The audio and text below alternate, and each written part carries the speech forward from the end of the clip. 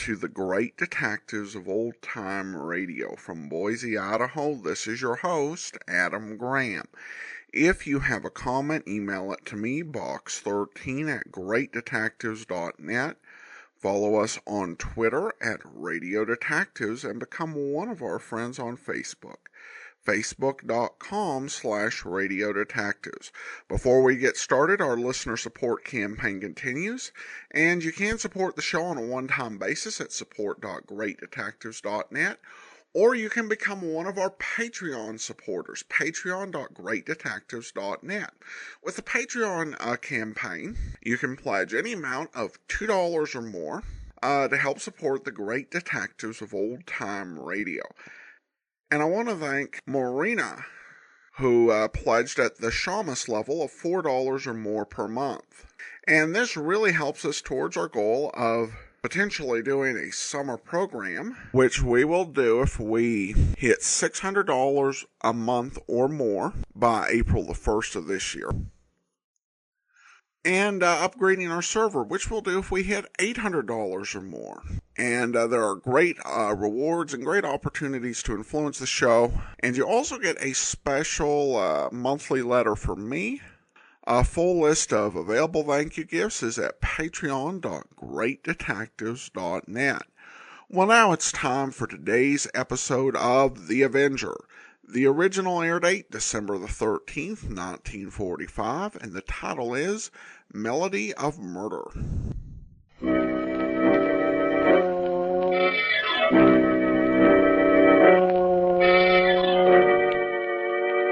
The Avenger. The road to crime ends in a trap that justice sets. Crime does not pay.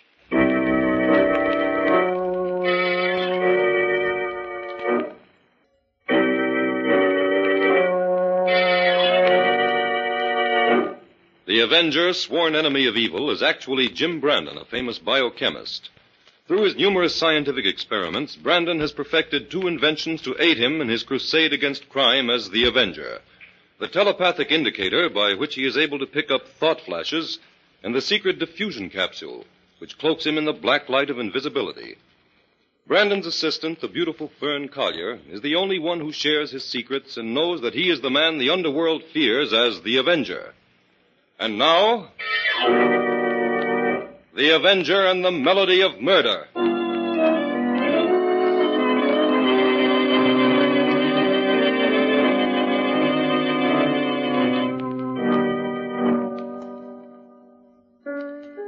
Hawkins! Hawkins! Yes, Mrs. Carlton? Go into the music room and see how much longer that piano tuner is going to take. Oh, that infernal noise is getting on my nerves. Yes, madam. Oh, Hawkins. Has Mr. Carlton come in yet? Not yet, Mrs. Carlton. Well, the moment he comes in, tell him that I wish to see him. I shall be waiting here in the library. Now, see if you can get rid of that piano tuner. Yes, Mrs. Carlton.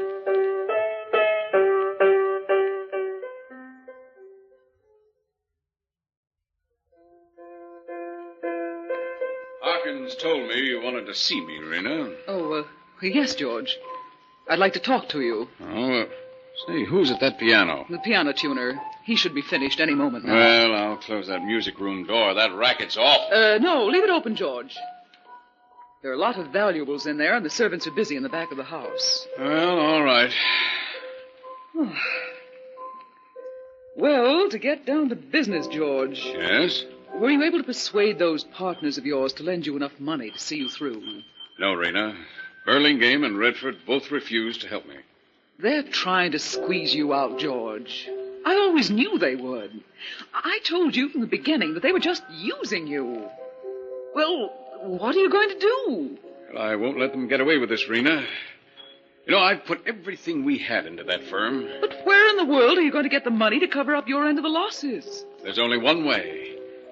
I hate to ask you to do it, Rena, but, well, you'll just have to sell your jewels. My jewels? Rena, it's No. our only chance to salvage No, anything. George. I will not let you have those jewels. Why, they're all I have left. I won't allow you to sink them in a bad investment. But I don't think you understand just how desperate this situation is. I understand, all right. I warned you from the beginning about Redford and Burlingame. Why, they're no better than common swindlers. I'm tired of their shady deals and million-dollar schemes. Well, you seemed to like them well enough when the money was rolling in. And now, suddenly, just because they happened to guess wrong on a few investments... few investments that were big enough to ruin us. We can still pull through. If you'll just be sensible, Rena. Let me raise a loan on your jewels, and then... I told you that I won't let you touch those jewels. I've got to have them. If you won't lend them to me, then, Rena, I'm afraid I'll just have to take them. George, you can't mean that. There's no other way, Rena. There has to be another way. I'm not going to let you make paupers of your wife and children. I tell you, I won't stand by and watch... Rena. Oh, you shouldn't have...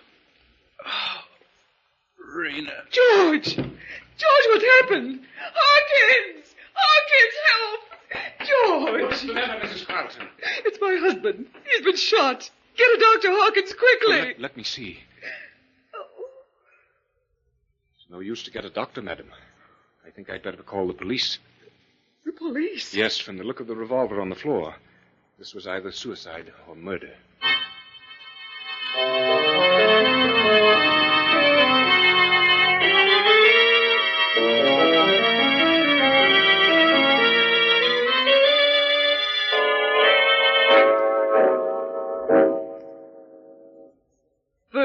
Collier. Dear, it was good of you to come. Mrs. Carlton, I brought a friend of mine to help you. This is Jim Brandon, Mrs. Carlton. Mr. Brandon, I am innocent. But we can never prove it. The gun, everything... Mrs. Carlton, Fern has known you and your family for a long time, and she believes you're innocent. If you are, we'll find a way to prove it. But how? Why, the evidence is all against me, Mr. Brandon. Why, sometimes I sit here in this cell and wonder if I could have fired that gun without knowing or remembering anything about it. Oh, of course you didn't. Suppose you tell Jim exactly what happened and let him handle everything for you. Yes, Mrs. Carlton. Tell me the truth. That is one weapon that is stronger than any kind of evidence. Yes. Well, where shall I begin, Mr. Brandon? First of all, Hawkins, your butler, testified that you and your husband were quarreling just prior to the shooting. Yes. Yes, that's true, Mr. Brandon. We were quarreling violently over money. My husband's firm had made a bad investment. His two partners, Martin Burlingame and Paul Redford, they'd been able to cover their losses. But my husband hadn't been able... In other words, your husband would be forced out of the firm unless he could put up his share of the losses. Yes.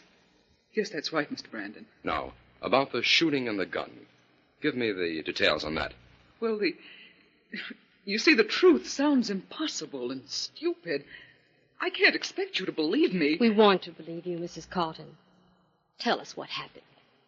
Well, you see, all of a sudden, a shot rang out and George sank to the floor. I ran to him and called for Hawkins, but nothing could be done. My husband was dead. Then Hawkins noticed the gun on the floor. Yes. I can't understand where the gun came from or how. All I know is that suddenly it was there. A set of your fingerprints were on that gun, Mrs. Carlton? Yes, I know. You see, I did a very foolish thing. I picked it up to examine it. I guess I couldn't believe my eyes. Where was Hawkins when you picked up the gun? He says he didn't see you do it. Hawkins was telephoning the police, I think. Oh, Mr. Brandon, I don't know. Everything became so confused. Mrs. Carlton, we might as well face the fact that your fingerprints on that gun are conclusive evidence as far as the police are concerned. I know, Mr. Brandon. Naturally, they believe that single set of prints was made when you fired the gun, not when you picked up the gun to examine it. If only Hawkins had seen me pick up the gun after the shooting. But he didn't. So we only have your word for it. I know. I can't expect them to believe me. But I'm telling you the truth, Mr. Brandon. I swear it. Oh, Mrs. Carlton, please. You've got to be strong so you can help us prove you're innocent. I'm sorry. Of course, Gwen. Mrs. Carlton, think carefully now. Could anyone have been hidden in that room? No. No, Mr. Brandon, I'm certain of that. There was no one there but George and me. The piano tuner was in the next room. The piano tuner? Yes. I remember hearing him drumming on the piano just as the shot was fired. So he couldn't have done it. What happened to that piano tuner? Why, I don't know. I suppose he was frightened by the shot and just left. Well, who was he? I'd like to question him. Oh, I don't know that either, Mr. Brandon. He said that when he arrived that my husband had hired him. And George was quite a good musician. Thank you, Mrs. Carlton. That will be all for now. Tell me frankly, Mr. Brandon.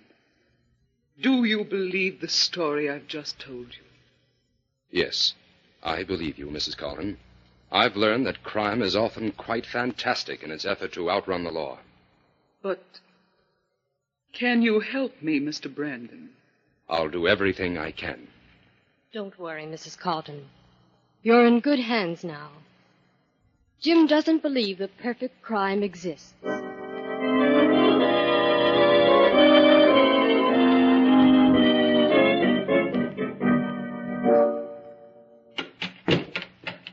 Yes, Mr. Brandon, Carlton's death was a great shock to Mr. Redford and me. Upset our business plans completely. Mr. Burlingame, let's stick to the facts. You and Redford knew Carlton was broke, and you were trying to squeeze him out. His murder made that easy for you. Now, look here, Brandon. What are you trying to do? I'm trying to get at the truth of Carlton's murder. Well, the police are convinced that Mrs. Carlton shot her husband. Not so fast, Burlingame. The state still has to prove that. Mr. Brandon and I think Mrs. Carlton is innocent. Well, Miss Collier, I'm only repeating what the newspapers say. Excuse me. Say, can't you install that news ticker without making so much noise? Okay, I'm almost finished. What did you say that man's installing? The news ticker machine. Redford must have ordered it. I didn't know anything about it until this workman came barging in here with it. Mr. Redford must like his news hot off the wires. Just another of his crazy ideas, Miss Collier. Okay, mister. The machine's ready for use now. Yeah? How do you turn it on? Well, you just turn that control knob on the right. Oh, thank you. When you hear the gong, that means that a big news flash is coming. I'll leave you here to try it out. Well, excuse me a minute, Brandon. I'll turn on this machine and get the news. Since Redford's gone to all this expense, we might as well use the thing. Jim, this interview's a failure. We haven't learned a thing from Burlingame. We haven't finished with him yet, Fern. An important news flash is coming over. Burlingame, get back. There's a bomb in there. Fern, under the desk, quick! Burlingame!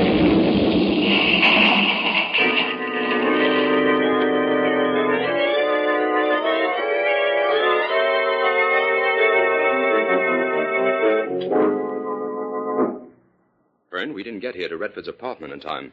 He's gone. From the condition of this apartment, he certainly left in a hurry, Jim. I'm certain Redford is our man. He must have killed Carlton and Burlingame, and now he's hiding out somewhere. Well, since we're here, we might as well have a look around and... Let's see, I'll take the closet, you take the desk, Fern. Okay. But you don't sound as if you expect to find anything here, Jim. Well, I was hoping to find Redford. Gosh, it was a lucky thing for Mrs. Carlton. She was in jail when Burlingame was killed. Yes, that's got the inspector baffled because even he has to admit there must be some connection between the two deaths. Find anything, Fern? Not a thing here, Jim. We might as well go to headquarters and report Redford's disappearance. Jim, how did you know that explosion was going to happen in Burlingame's office? Just after that third gong sounded, I heard a very light click. I wasn't certain it was a bomb, but it was no time to take a chance. It's a lucky thing for us we were on the other side of the room and had time to duck under the desk. Jim, do you think we should answer Redford's phone? By all means. Here, I'll take it. Hello? Redford, if you don't want to hang for murder, meet me in front of the check room at the Central Bus Terminal at 4 o'clock. Who is this? Meet me at 4 o'clock, that's all. Hello? Hello? Hello? He hung up. Who was it, Jim? I don't know, but I'm beginning to smell a rat, Fern. What do you mean? If Redford is guilty, he has an accomplice. If he isn't guilty, someone is trying to frame him. Or, of course, that call could have been meant for the very man who received it. You think it might have been meant for you, Jim? Could be, Fern. Well, what's our next step? I'm going to the Central Bus Terminal to keep a very interesting appointment for Mr. Redford.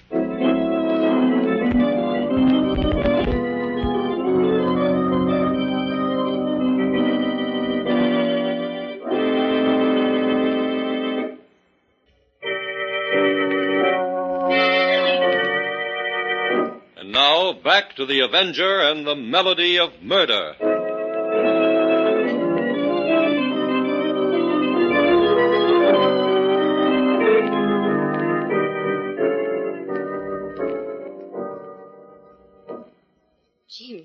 bus terminal's practically deserted. Business can't be very good. Don't let appearances fool you, Fern. I had Inspector White order the place cleared. The men around here are all plainclothesmen. Oh. Anything may happen here in the next 5 minutes, Fern.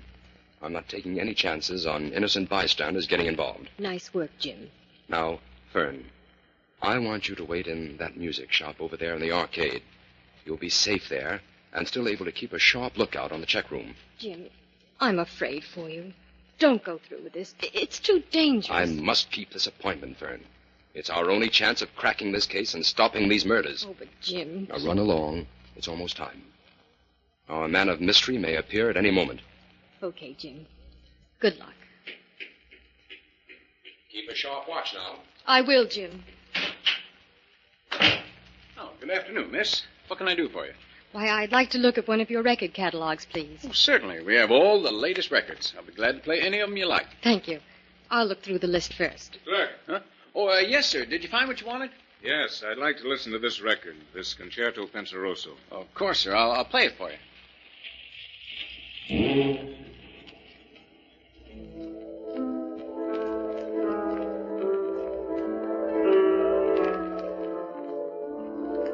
Make it a little louder, please. Yes, sir. Why, that's the workman who was in Burlingame's office. I'd better call Jim. Jim! Jim, come here, quick! Get out of my way, miss. Jim, are you all right? I'm okay, Fern. Hurry, then. There goes our man. He's getting away. Through the arcade, Jim, that way. Well, what happened, miss? Where was that explosion? There in the check room. Look, the whole place is a shambles. I should say so. I better go and see if anyone was hurt.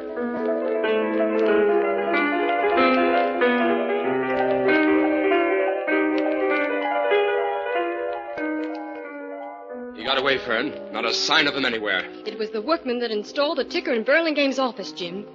Fern, get that record off the machine. Yes, Jim. And bring it along. Why do you need the record, Jim? That concerto is a melody of murder.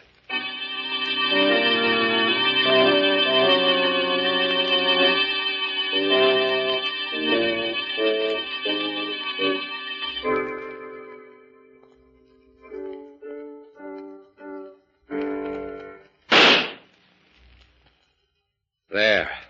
That proves it, Fern. Jim, nobody touched that gun. What caused it to go off? The vibrations of that chord I struck upon the piano. They released the hair trigger of that gun.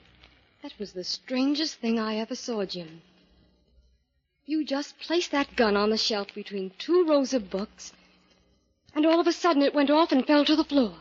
Our killer posed as a piano tuner and used that ingenious method to kill Carlton. But that bomb in the news ticker machine, Jim, was it set off by vibrations, too? Yes, Fern. The slight movement caused by the vibrations of the gong released the delicate hairspring pin of the grenade planted inside the machine. That's how the explosion occurred. And the same thing happened at the bus terminal. The criminal left a bag containing the grenade in the check room. Then went into that music shop in the arcade and at 4 o'clock had a certain record played. Exactly.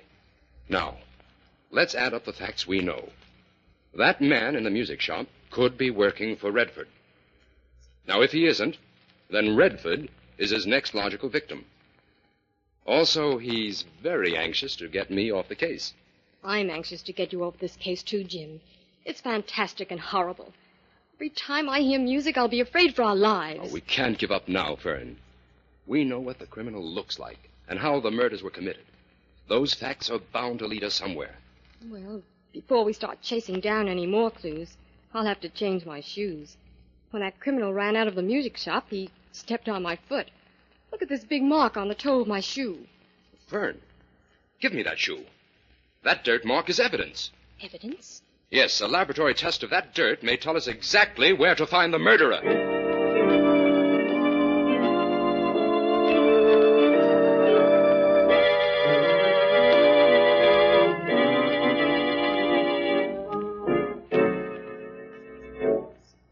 Well, here it is, Fern.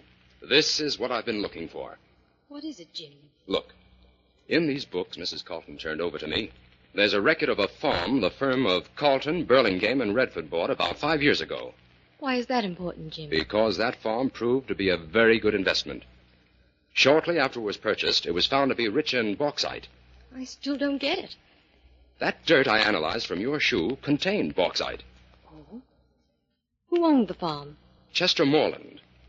But it seems to me old Morland died about a year ago. Doesn't this put Redford on the spot, Jim?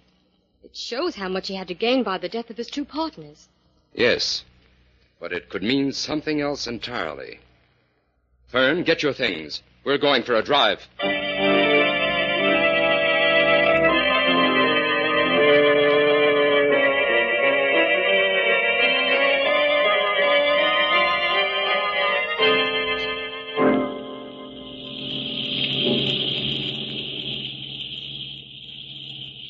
Jim, I think we should have brought the inspector and some of his men along.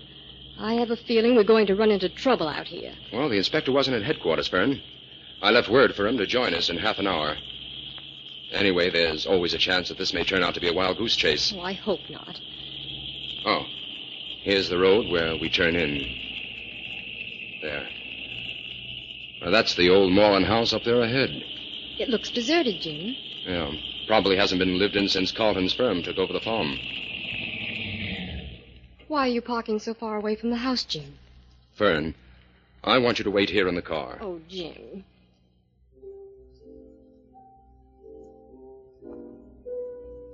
Listen, Fern. Somebody's playing the piano in there. Yes. I guess this is the place you're looking for, all right. Jim. Yes, Fern. Let's arrange some sort of signal in case anything goes wrong in there. Okay. If I want you, I'll play the small flower rondelay on the piano. And I'll come running, Jim. Don't be frightened, Fern. I think everything will be all right. I'm going in there as the Avenger.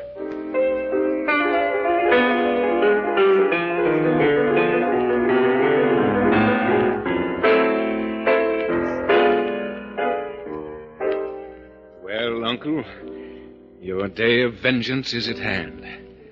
I, Curtis Moreland, have kept my promise to you, even though you're dead. Uncle, your last enemy dies today. And we'll have our farm back. Carlton, Burlingame, and Redford. They were no match for me, Uncle. I've murdered two of them, and Redford dies within the hour. All with my music, Uncle. The music that you taught me.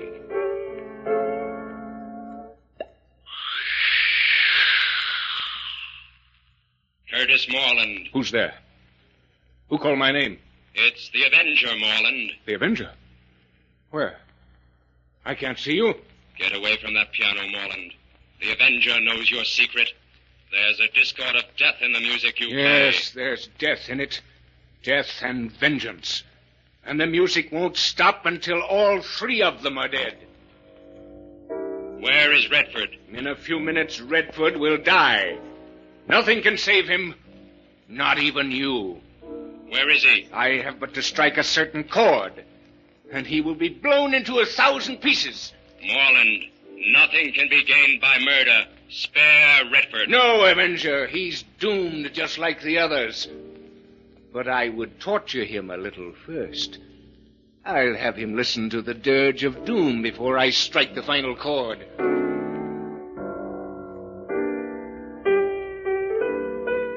What are you doing, Avenger? Get away from this piano.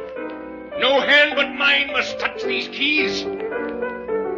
Stop it, I say, stop it! A simple rondelay can break the spell of your vibrations, Moreland. What is it, Avenger? How can I help you? Young lady, Redford is in this house. Find him and get him out. Hurry. Yes, I'll find him, Avenger. I've made a promise to a dead man, and I must keep it.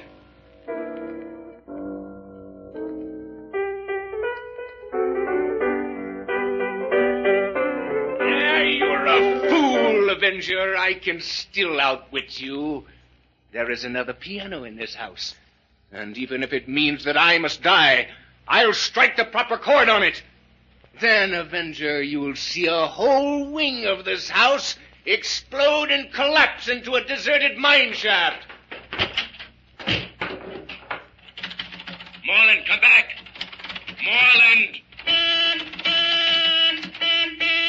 I can hear you, coming in a moment.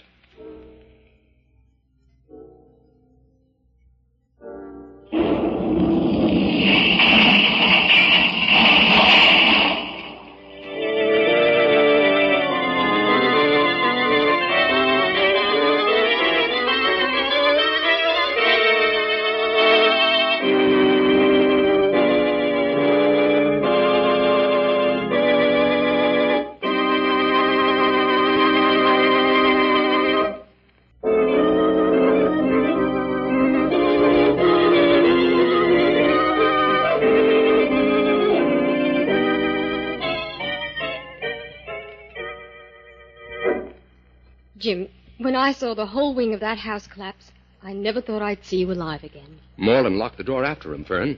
Otherwise, I would have tried to save him. Well, it's nice to be back here safely in the laboratory, Jim. I hope we never have another case like this. My nerves won't stand it. We'll do some routine work on the telepathic indicator for a few days and give you a chance to get back to normal, Fern. Well, now to bring your notes up to date on this case, Jim, what shall I list for the motive of Curtis Moreland's crimes? Revenge, Fern. That farm had belonged to Curtis's uncle and would have fallen to Curtis at the old man's death. But Carlton and his partners discovered a very rich deposit of bauxite there and persuaded old Moreland to sell the farm. It drove young Curtis mad to watch those partners get rich at his uncle's expense. And when the old man died, Curtis vowed to get even and reclaim his heritage. Well, we saved Redford anyway. He's promised to face the music and see that Mrs. Carlton gets her husband's share of the business. Which is just about where we came in on this. Yes. What's that? Take it easy, Fern. It's only the piano tuner. We ruined the tone of my piano with those vibration experiments, so I decided to have it tuned. Oh, Jim, I don't think I'll ever be able to enjoy piano music again.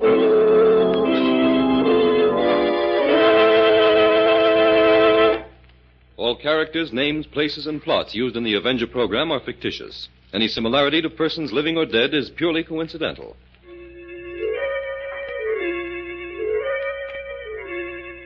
This is a thought.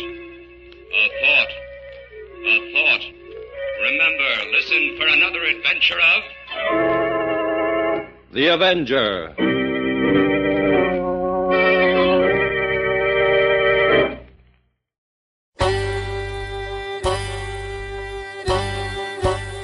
Hi, this is Andrew from OTRWesterns.com. I wanted to invite you to come take a look at our site. We stream live OTR Westerns 24 hours a day, 7 days a week, along with putting out podcasts of old-time radio westerns. Check us out at OTRWesterns.com. You're listening to The Great Detectives of Old Time Radio with Adam Graham. Now let's get back into the show.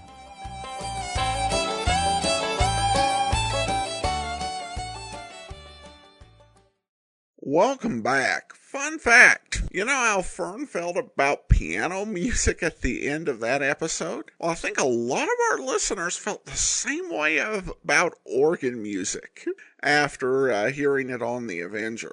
In all seriousness, though, this was a great episode. Really, I think a fairly unique and very cleverly written plot.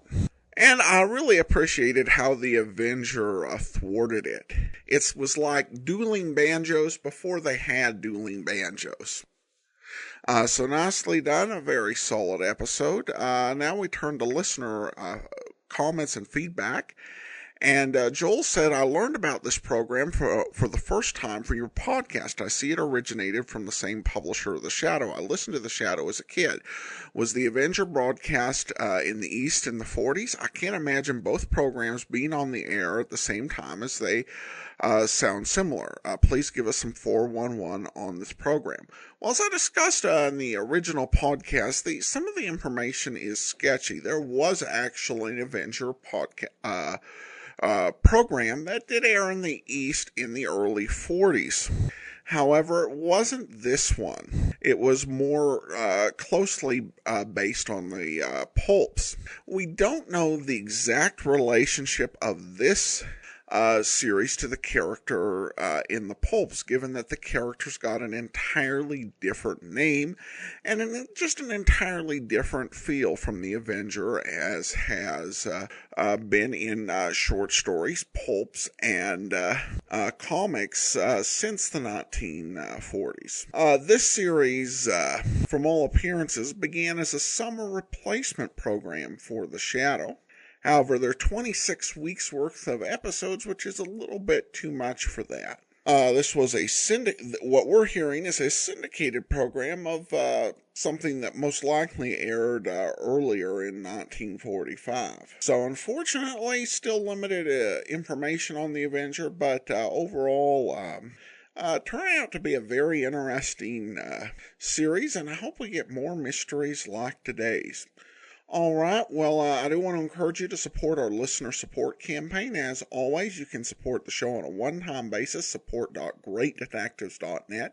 You can also become a Patreon sponsor, patreon.greatdetectives.net, and support the show on a monthly basis. And we have 5 levels of support. $2 a month is Rookie, $4 a month is Shamus, $7.14 a month is Detective Sergeant, $15 is Master Detective, and $30 is Chief of Detectives. A full list of each level and the rewards associated with it is at patreon.greatdetectives.net. That will actually do it for today. Join us tomorrow for Philip Marlowe. And on Thursday, listen for the premiere of Mystery Theater. And join us back here next Tuesday for another episode of The Avenger. In the meantime, send your comments to Box13 at greatdetectives.net. Follow us on Twitter at Radio Detectives.